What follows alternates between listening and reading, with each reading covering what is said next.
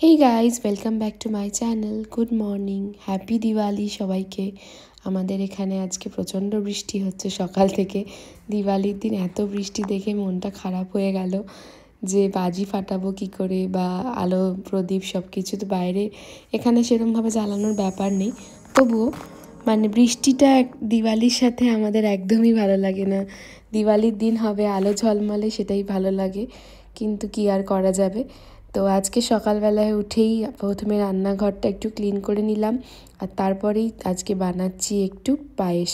কারণ দিওয়ালিতে একটু মিষ্টি জিনিস তো বানাতেই হয়। তো সেই জন্য আজকে বাড়িতে বানাচ্ছি সিবাইয়ের পায়েস। এটা আমার মেয়ে আর বর আর আমি তিনজনেই খেতে খুব ভালোবাসি। আর এখানে যেহেতু সেরকম কোনো বড় ফ্যামিলির মেম্বার বা বন্ধুবান্ধব অনেক কেউ নেই, তাই বাড়িতে অনেক বেশি মিষ্টি বানালে সেটা পড়ে থাকবে, খাওয়ার লোক থাকবে না। তাই এমন কিছুই বানাচ্ছি যেটা আমরা তিনজনেই খেতে ভালোবাসি, আর একটু কম মিষ্টির মধ্যেও এটা একটা মিষ্টির ভালো খাবার। তাই জন্য প্রথমে আজকে একটু সিবাই বানিয়ে নিচ্ছি। সিবাই বানানোর পরে আজকে একটু ঘরদোর ক্লিন করব। আর আহানার আজকে আবার নার্সারিও রয়েছে। এখানে তো দিওয়ালিতে নার্সারি ছুটি থাকে না, তাই আহানা যাবে নার্সারি, ওকে রেডি করে নার্সারি পাঠিয়ে দেব। তারপর আমি ঘরদোর ক্লিন করব। রান্নাঘরটা আমি একদম ক্লিন করে নিয়েছি, দিওয়ালি বলে কথা, ঘরদোর তো পরিষ্কার রাখতেই হবে। তাই আজকে একটু ডিপ ক্লিন করে নিয়েছি, করে নিয়েই রান্নাটা করছিলাম। বাট আজকে আমরা লাঞ্চের জন্য সেরকম কিছু রান্না করব না। সকালবেলায় ব্রেকফাস্ট বানিয়েছিলাম, সেটাই খেয়ে চলে গেছে আহানা নার্সারি। আর আমাদের জন্য অর্পণ আজকে বাইরে থেকেই খাবার নিয়ে আসবে বলেছে। কারণ দিওয়ালিতে একটুখানি ইচ্ছেও করে যে ছুটি, রেস্ট পাই। এখানে তো আর সেরকম কেউ নেই যে আমাদের জন্য কিছু করে দেবে। তাই নিজেদের জন্য বাইরে থেকে কিনে আনলেই তবেই সেটাতে রেস্ট পাওয়া যায়। আদারওয়াইজ বাড়িতে যে অন্য কেউ বানিয়ে খাওয়াবে এরকম একটা দিনও হয় না। তাই কোনো অকেশনের দিন এলে ইচ্ছে করে যে একটু বাইরে থেকে খাবার খাই। তাই অর্পণ বলেছিল আজকে দুপুরবেলার লাঞ্চটা রান্না করতে হবে না, ঘর দোর পরিষ্কার করছো তুমি, আমি নিয়ে আসবো বাইরে থেকে লাঞ্চ। তো আমি চাইনিজ খেতে ভালোবাসি। এখন আমরা যে জায়গাটায় আছি এখানে খুব বেশি চাইনিজের বেশি অপশান কিছু নেই, বাট এখানে থাই অপশান আছে। থাই অপশানটাও ভালো লাগে আমার। তো আজকে ওই থাই দোকানেই এক ধরনের এরকম চিলি চিকেন আর স্টিকি ফ্রাইড রাইস পাওয়া যায়, যেটা অনেকটা চাইনিজের মতোই খেতে। তো ওটাই নিয়ে এসেছিল অর্পণ। এটাও আমার বেশ ভালো লেগেছে এখানে খেয়ে। তাই আমি বলেছিলাম আজ দুপুরবেলায় তাহলে ওটাই নিয়ে এসো। তো অর্পণ দেখলাম ওটাই নিয়ে এসেছে মেয়েকে নার্সারিতে দিয়ে ফেরার সময়। আহানার খাবার যেহেতু দুপুরবেলা নার্সারিতেই প্রোভাইড করে, তাই ওর জন্য আর দুপুরের খাবার বানানোর চিন্তা ছিল না। সেই জন্য আজকে দুপুরবেলাতে আমরা বাইরে থেকেই খাবার খাচ্ছি। দিওয়ালির দিনটা ইচ্ছে করে যে একটু বাইরের খাবার খাই, আর বাড়িতে একটুখানি ছুটিতে থাকে যাতে রান্নার ব্যাপারটা না করতে হয়, সেজন্যই আজকে আর ওই বাইরের খাবার খাওয়া।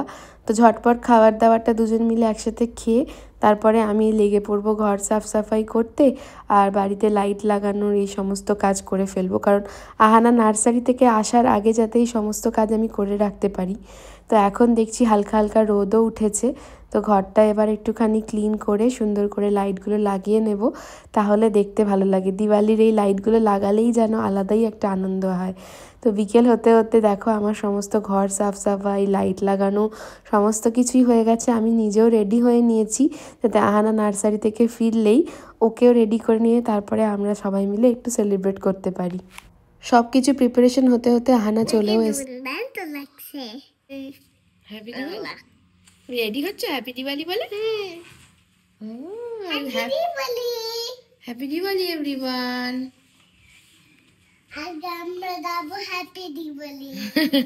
আজকে আমরা বাজি ফাটাবো, বলো বাজি ফাটাবো। ইয়ে, খুব মজা হবে।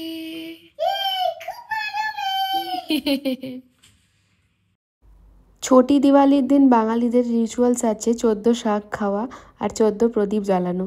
তো 14 শাক তো এখানে আমি কোথাও পেলাম না, কারণ হাউন্সলোয়ে যেখানে আগে থাকতাম ওখানে 14 শাকটা পাওয়া যেত। এখানে এখন যেখানে এসেছি একটু ব্রিটিশ এরিয়া, তাই এখানে 14 শাকের সেরকম কোনো কনসেপ্টও নেই, তাই পাওয়াও যায় না। বাট দেখো এখন সন্ধেবেলায় কি সুন্দর লাগছে, আর 14টা প্রদীপও আমি একসাথে জ্বালিয়েছি। আর আমরা তিনজনেই খুব সুন্দর করে রেডি হয়ে গেছি। আহানাও নার্সারি থেকে এসে দেখেই ভীষণ খুশি হয়েছিল, কারণ আমি আগেই রেডি হয়েছিলাম, তারপর ঘরে লাইট জ্বলছে। তো তোমরা দেখলেই ও এসেই কিরম বলছে দুর্দান্ত লাগছে মা। তারপরে এই সমস্ত প্রদীপগুলো ওর সাথে ওর বাবা ঘরের বিভিন্ন জায়গায় সাজিয়ে দিল।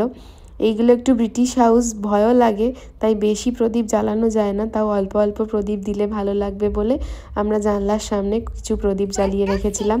আহানা সেগুলোকে নিজের মতো করে আবার কাউন্ট করে করে গুনছে কটা প্রদীপ জ্বালানো হয়েছে।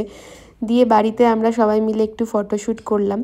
আর কিছু বাজি কিনে আনা হয়েছে বাজি ফাটানোর জন্য, বাট এত বৃষ্টি পড়ছে এখনও বাইরে যে আমরা বাইরে বেরোতেই পারছি না বাজি ফাটানোর জন্য। তাই ঘরের মধ্যেই অনেকক্ষণ ধরে আমরা সুন্দর করে দিওয়ালি সেলিব্রেট করছি নিজেদের মতো করে। তো বৃষ্টি থামতে থামতে তোমাদের সঙ্গে একটা জিনিসের আনবক্সিং করে নিই চলো। এইটা হচ্ছে আমি নিজের জন্য নিজে একটা সেলফ গিফট দিওয়ালিতে দিয়েছি। আমার ফোনের জন্য একটা ভালো ফোন কভার আর একটা সেলফি লাইট স্ট্যান্ড। তো তোমাদের কেমন লাগলো দেখে জানিও। এই জিনিসগুলোর আনবক্সিং ভিডিও আমি তোমাদের সাথে পরে আলাদা করে শেয়ার করব। আজকে এখন আপাতত ওয়েদারটা আবার ঠিক হয়েছে, বৃষ্টিটা কমেছে, লোকজন দেখলাম বাইরে বেরিয়েছে। আহানার খুব ঘুম পেয়ে গেছে, কারণ ও নার্সারি থেকে ফিরে খুব টায়ার্ড থাকে। এমনিতেও ও সন্ধ্যেবেলা 6টা-7টার সময় ঘুমিয়েই পড়ে, তোমরা জানোই। তবুও আমরা ওকে রেডি করে নিয়ে বেরোলাম, কারণ আমাদের এখানে এক জায়গায় কালী পুজোও হচ্ছে। আর বাড়ির সামনেই এই পার্কটা আমাদের, এই পার্কে সবাই দেখলাম বাজি ফাটাচ্ছে। তো আমরাও আমাদের কয়েকটা বাজি কেনা ছিল, সেগুলো নিয়ে বেরিয়ে পড়লাম। আহানা তো আপাতত ওর স্টলারে ঘুমিয়েই পড়েছে, কিন্তু আমরা এখানে একটু বাজি ফাটিয়ে নিলাম। দেখো কত লোকে এখানে বাজি ফাটাচ্ছে। এখানে মনেও হচ্ছে না যে আমরা ইন্ডিয়া থেকে এত দূরে আছি এখন, কারণ এখানেও দেখছি প্রচুর ইন্ডিয়ানস রয়েছে এবং তারা সবাই খুব ভালো করে এখানে দিওয়ালি সেলিব্রেট করছে। তো দেখে ভীষণ ভালো লাগলো, কারণ লোকজনের বাড়িতেও দেখলাম সুন্দর করে অনেক জায়গায় লাইটিং দেওয়া রয়েছে, সাজানো রয়েছে প্রচুর বাড়িঘর। তার মানে বোঝাই যাচ্ছিল, এই লাইটিংটা দেখেই তো বোঝা যায় যে আসলে তারা ইন্ডিয়ান কিনা। তো আজকের এই দিওয়ালির দিনে অনেক বাড়ির সামনে দিয়ে যখন হেঁটে যাচ্ছি তখন দেখে বুঝতে পারছি যে এখানে কত ইন্ডিয়ানস লোকেরা রয়েছে। দেখো ফ্ল্যাটে কত লোক রয়েছে, সব বাড়িগুলোকে সুন্দর করে লাইট দিয়ে সাজিয়েছে, অনেকে আবার নিজেদের বাড়ির বাইরেটাও এরকম করে সাজিয়েছে, খুব ভালো লাগছিল।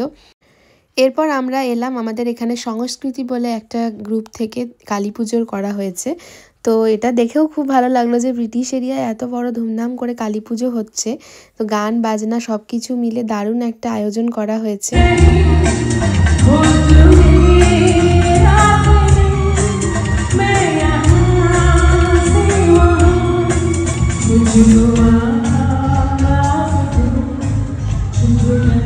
যতক্ষণ আমরা আসছিলাম আহানা নিজের স্ট্রলারের মধ্যে ছোট্ট একটা পাওয়ার ন্যাপ দিয়ে উঠেছে, তাই এখন খুব এনার্জেটিকভাবে আবার উঠে একটু ঘোরাঘুরি করছে। আর এখানে যেহেতু খুব জোরে গান টান চলছে, তাই আহানা দেখে খুব খুশি হয়েছে, গান শুনে উঠেও পড়েছে। আর আমরা এখানে আজকে এসেছি যেখানে দেখছি আবার ডিনারও দেওয়া হচ্ছে। তো খুব সুন্দর এখানে পোলাও, মাংস, পনির, চাটনি, মিষ্টি অনেক রকম আইটেম করা হয়েছিল এবং রান্নাগুলো প্রত্যেকটাই খুব সুন্দর ছিল খেতে। তো আমরা এখানে এসে এরকম সারপ্রাইজিং ডিনার পাবো ভাবিনি, বাট পুজোর দিনে এরকম একটা বেশ ইন্ডিয়ান স্টাইল খাবার পেয়ে আমরা তো খুব খুশি হয়েছি। আর আহানাও ঘুম থেকে উঠেছে, উঠে আমাদেরকে খেতে দেখে আবার আমাদের সঙ্গে একটু খাবারও শেয়ার করে খেলো। তো সব মিলে আজকের পুজোটা আমাদের এখানে এসে দারুণ কাটছে। মানে আমি লন্ডনে একদম প্রপারে যখন ছিলাম তখনও এত ভালো কালী পুজো কোথাও দেখিনি, দুর্গা পুজো দেখলেও কালী পুজো দেখিনি। বাট এখানে এসে আমি খুবই খুশি হয়েছি যে এখানে এত ধুমধাম করে কালী পুজো হয়, কত লোক এসেছে দেখতেই পাচ্ছ তোমরা। আর আহানাও ভীষণ খুশি হয়েছে আজকে এখানে এসে। তো সবাইকে ওয়ান্স এগেন হ্যাপি দিওয়ালি। সবারই আশা করি কালী পুজো দিওয়ালি সবাই খুব ভালো করে এনজয় করেছো, খুব ভালো কেটেছে। আমরাও খুব ভালো করে এনজয় করলাম এখানে। এখন যখন আহানা ঘুম থেকে উঠেই পড়েছে তখন ভেবেছি বাড়ি ফিরে কিছু বাজি ওর জন্যও রেখে দিয়েছিলাম, সেগুলো আবার ফাটানো হবে, কারণ সন্ধেবেলায়ও ঘুমাচ্ছিল বলে আমরা কিছু বাজি ফাটিয়েছি, বাট ওর জন্যও কিছু বাজি রেখে দিয়েছিলাম। তো বাড়ি ফিরে এখন সেগুলোই আমরা ফাটাবো ওর সাথে। তো চলে এসেছি বাড়ির সামনেই আমাদের যে স্পেসটা রয়েছে সেখানে ওর বাবার সাথে ও বেশ মজা করে কিছু বাজি ফাটিয়ে নিল, আমিও কিছু বাজি ফাটিয়ে নিলাম। তারপরে আমরা এবার রাত্রিবেলায় শুতে চলে যাব, অলরেডি রাত 12টা প্রায় বাজতে চলেছে।